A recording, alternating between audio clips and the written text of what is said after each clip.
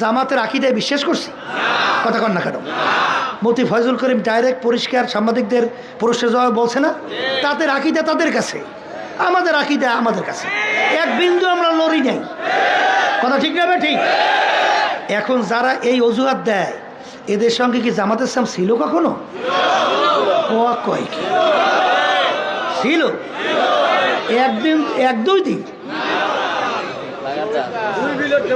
হ্যাঁ, কতদিন? এই যুগ যুগ, কথা বোঝেন নাই?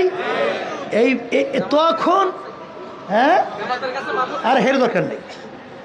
এইবার এরা যে জামাতের সাথে কিভাবে আলোচনা কইরা মাপ চাইয়া এইবার ভাই ভাই দানের শেষে ভোট চাই, এগুলো সব তো বাইরেই আছে। তাই তোমাদের মুখে এই কথা সাজে? এই তোমাদের মুখে এই কথা সাজে?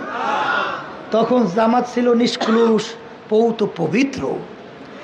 আর এখন ইসলামের পক্ষে, দেশের পক্ষে, মানুষের কল্যাণের পক্ষে আমরা চিন্তা করছি, পরিষ্কার এখন বলতেছি, বিতর্কতা রাখতে লাভ নাই।